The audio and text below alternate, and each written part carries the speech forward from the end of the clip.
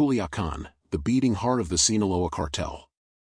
On the surface, it looks like any other Mexican city. Bustling markets, children playing soccer in narrow streets, families gathering for meals. But beneath that calm, an invisible tension has always lingered in the air, a fear that at any moment, life could be ripped apart by the sound of gunfire.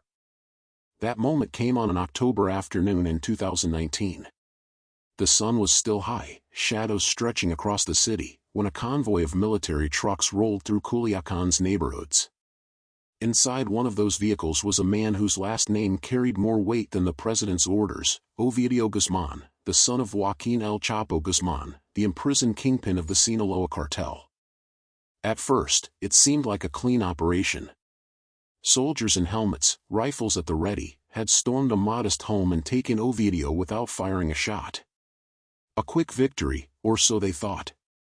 But in Culiacan, no move against the Guzmán family goes unanswered. Within minutes, the city itself began to transform into a battlefield. Pickup trucks with mounted machine guns roar out of hidden garages. Men in tactical gear, armed with AK-47s and rocket launchers, swarm the streets. Entire convoys of cartel fighters spread across Culiacan, blocking intersections, torching vehicles, and surrounding government buildings.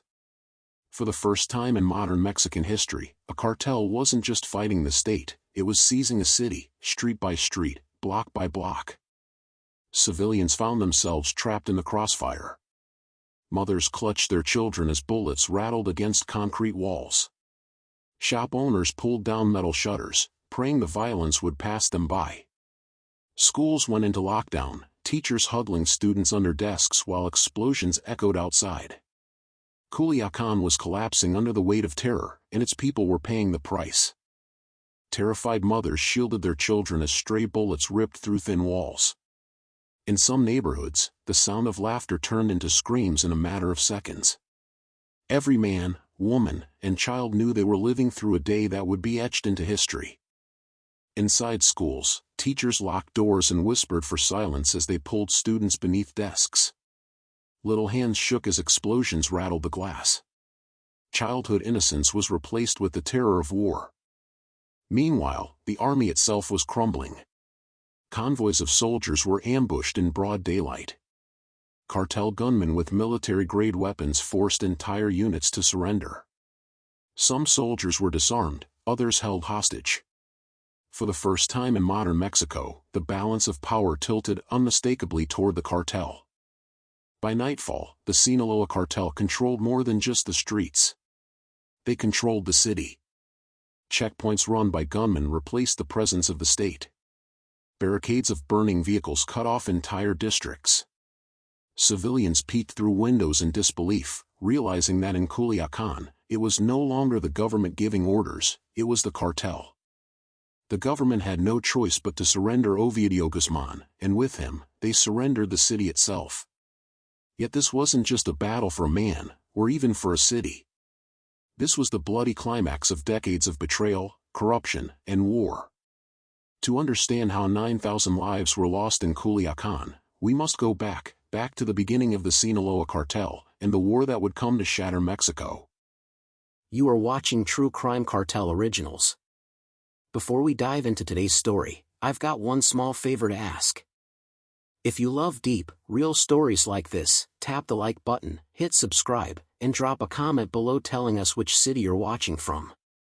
It helps more than you know, and it allows us to keep bringing you stories no one else dares to tell. Now, let's get into the story. Long before the world knew the name El Chapo, the story of the Sinaloa Cartel began in the rugged mountains of northwestern Mexico. Sinaloa's Sierra Madre was a land of beauty and hardship. Endless ridges of green hills, isolated villages carved into valleys, and soil that offered little for farmers to survive on. Yet from this unforgiving land, a new kind of wealth would grow, a crop that would one day fuel an empire of blood. In the 1960s and 70s, as poverty crushed rural families, farmers turned to illicit crops. Marijuana fields spread across the hillsides. Then came opium poppies, their red blossoms swaying in the wind like a warning of what was to come. It was small at first, just enough to feed families. But these fields would soon grow into the foundation of Mexico's most powerful criminal syndicate. By the 1970s, smuggling routes stretched north, crossing deserts into the United States. Small-time traffickers, many from humble mountain villages, learned the trade. Among them were names that would one day terrify the world: Miguel Ángel Felix Gallardo, Rafael Caro Quintero, Ernesto Fonseca Carrillo. Together, they created a new system, not just smugglers, but an organized federation of cartels. This network became known as the Guadalajara Cartel, Mexico's first true drug empire. For the first time, smuggling was no longer chaotic. It was disciplined, structured, protected by bribes reaching deep into police, military, and political offices. The Mexican state looked the other way, and in return, the cartels delivered quiet profits. But power breeds arrogance. In 1985, DEA agent Enrique Kiki Camarena was kidnapped, tortured, and murdered on orders from cartel bosses. His death shook the United States, unleashing unprecedented pressure on Mexico. Within months, the Guadalajara cartel fractured. Felix Gallardo was arrested. Caro Quintero disappeared into the shadows. Fonseca Carrillo was caged. And from the ruins, new factions rose. Among those who broke away were traffickers from the rugged state of Sinaloa, men like Joaquin El Chapo Guzmán, Héctor El Güero Palma, and Ismael El Mayo Zambada. They were younger, hungrier, and far more ruthless.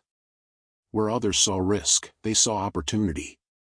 And they would use the chaos of the 1990s to build an empire of their own. By the early 1990s, cocaine had replaced marijuana and heroin as the true gold of the drug trade. Colombian cartels like Medellin and Cali supplied the product, but it was the Sinaloans who mastered the routes. From hidden airstrips in the mountains to elaborate tunnels under the border, they moved tons of cocaine north. Billions of dollars flowed back, and with it came weapons, influence, and power beyond measure. But wealth could not buy peace. The new Sinaloa faction faced rivals everywhere, from the Arellano Felix brothers in Tijuana, to the Carrillo Fuentes organization in Juarez. The 1990s became a bloody chessboard, with assassinations, ambushes, and massacres spreading across Mexico. Bodies piled up in plazas and highways, and Sinaloa quickly earned its reputation as the most dangerous cartel of all. In 1993, Joaquin El Chapo Guzmán was captured in Guatemala and locked away in Mexico's maximum security prison. Many thought Sinaloa would collapse without him. But power in Sinaloa never rested on one man. Ismael El Mayo Zambada remained in the shadows, a ghost-like figure pulling strings, keeping the empire alive, while others waited for Chapo's inevitable escape. By the end of the 1990s, the Sinaloa cartel had grown from the ashes of Guadalajara into a force unlike anything Mexico had seen. Their enemies feared them. Their allies betrayed them. Their money corrupted everything it touched. Yet this was only the beginning. For the seeds of a future war had already been planted, a war that would one day leave 9,000 dead in the streets of Culiacán. By the dawn of the 2000s, the Sinaloa cartel had risen from the ashes of Guadalajara to dominate Mexico's drug trade. But absolute power does not exist in the underworld. Rivals surrounded them, the Tijuana cartel in the west, the Juarez cartel in the north, and soon, a new enemy born from Mexico's own military, Los Zetas, soldiers who had defected, bringing with them brutal tactics unlike anything the streets had ever seen. The streets of Culiacán began to reflect this brewing war. Convoys of SUVs with armored plating and tinted windows rolled through neighborhoods.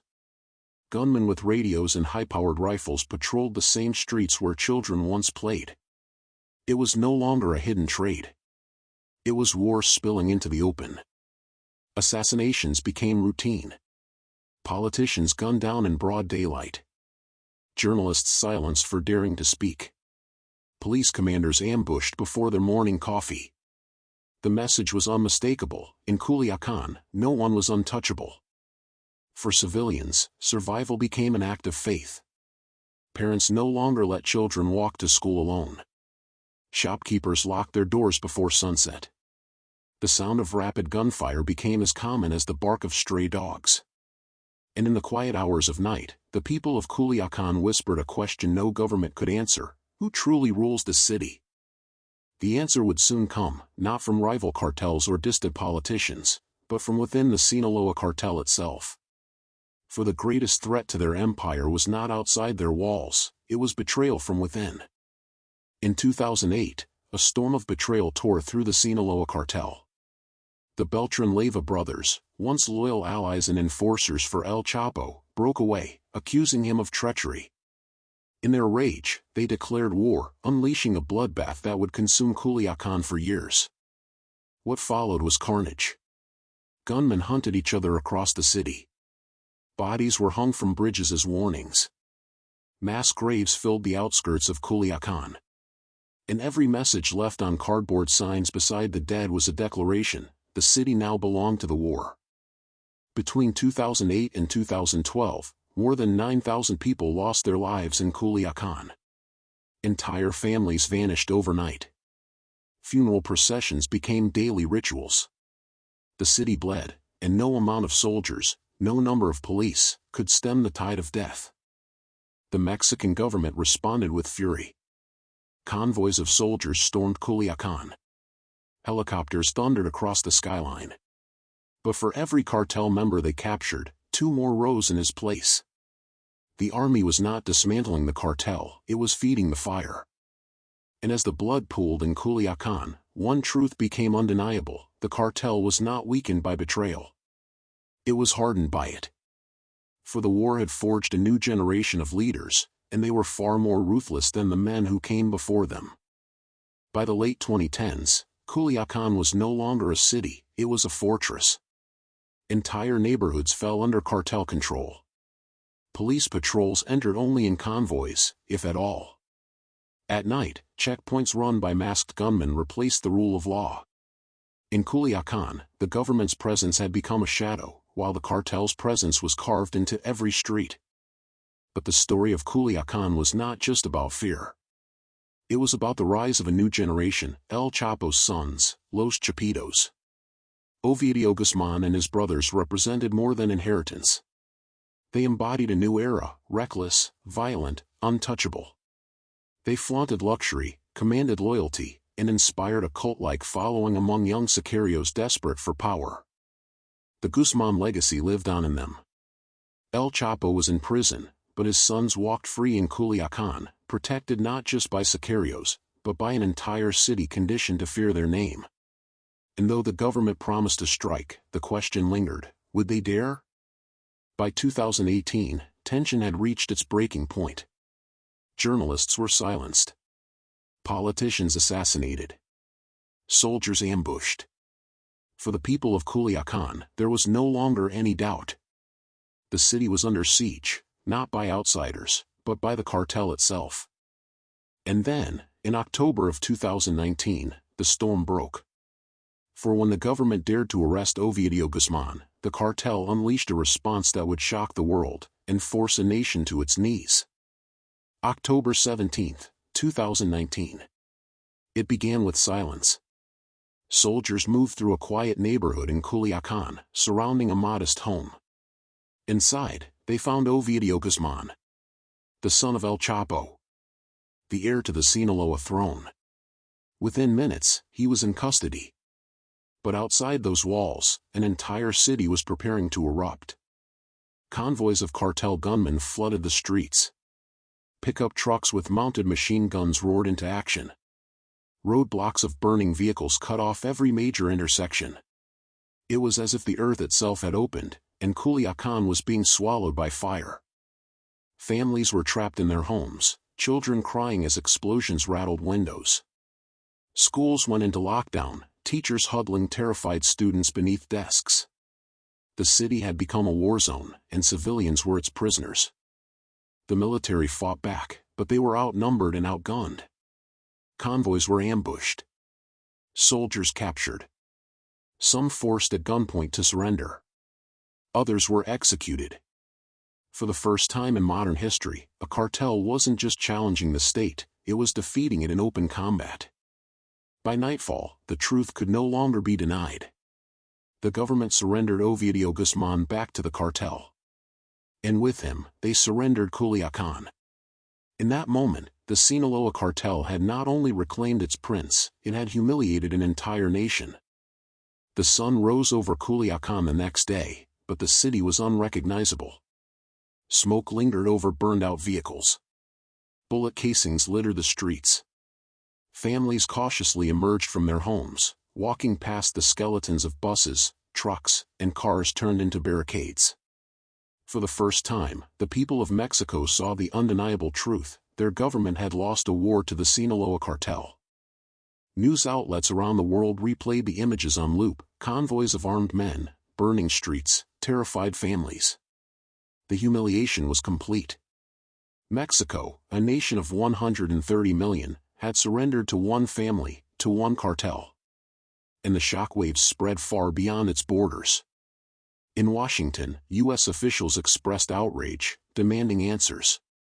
In Mexico City, politicians pointed fingers, blaming commanders, blaming each other. But in Culiacan, the blame didn't matter. The people already knew who ruled their city, and it wasn't the government. For civilians, life returned to a fragile rhythm. Shops reopened, schools resumed, the markets filled with voices again. But underneath the noise was silence, the silence of obedience. Everyone knew the rules. Speak too loudly, resist too openly, and you would disappear. Culiacan was alive, but it was living under the shadow of a crown soaked in blood. And for Ovidio Guzmán, the prince of Culiacan, life resumed as though nothing had happened. Protected by his army of sicarios, he walked free, the man who had proven that not even the Mexican state could hold him. But in freedom, he carried a message: the war was far from over. The war left scars that no statistic could measure. More than 9,000 dead in Culiacan. Fathers, mothers, sons, daughters. Some buried in marked graves. Others vanished into mass graves, never to be identified. For every bullet fired, a family was broken. And for every family broken, silence grew deeper in Culiacan. Journalists who dared to speak of the cartel paid with their lives. Radio hosts were executed outside their studios. Newspapers published blank front pages as silent protests, each white sheet screaming louder than any headline: the truth could no longer be told. In neighborhoods across the city, children grew up learning the rules of survival: never look a sicario in the eye, never speak of what you saw, never trust the uniform of a soldier or the badge of a policeman. Trust belonged only to the cartel, because trust was the only way to stay alive. For many young men, the cartel was not a shadow to fear, it was a dream to chase. Luxury cars, designer clothes, respect, and power. They wanted to be like the Chapitos, heirs of violence who had turned crime into legend. And so, the cycle fed itself. Each new death gave rise to a new recruit. This was the true legacy of blood. Not just the graves, not just the silence, but the future stolen from an entire generation, children who no longer dreamed of peace, but of war. Culiacan today stands as both a city and a symbol. A place where the state surrendered, where the most feared cartel on earth demonstrated its power, and where 9,000 lives were lost in the shadow of a war without end. The Sinaloa Cartel remains unbroken. Its leaders walk free. Its armies roam with impunity. And though Ovidio Guzmán was later captured again in 2023, the war he represents has not ended, it has only evolved. For every Guzmán in chains, another waits to rise. The people of Culiacan continue their lives beneath the shadow, hoping that tomorrow the streets will remain quiet, fearing that at any moment, the silence will break with the sound of gunfire once again. This is not just the story of a city. It is the story of a nation caught in a war it cannot win, against enemies it cannot defeat, and a future it cannot escape. And so the question remains: if one cartel can bring a nation to its knees in a single day, what happens when the next war begins? The story of Culiacan is not just about one city, or one cartel, or one war. It is about power, the kind of power that bends nations, silences governments, and leaves ordinary people trapped in the crossfire. More than 9,000 lives were lost here, and still the shadow of the Sinaloa Cartel looms larger than ever. This is the war that shattered Mexico. And it is far from over. For every gun that falls silent, another is raised. For every leader captured, another rises.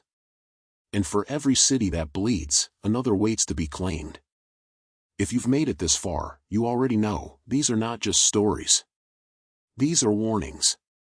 If you want to understand the truth behind the cartels, the betrayals, the wars still raging in the shadows, join me here, where every untold story finds a voice. Subscribe, share, and stay with me, because the next chapter will take us even deeper into the darkness.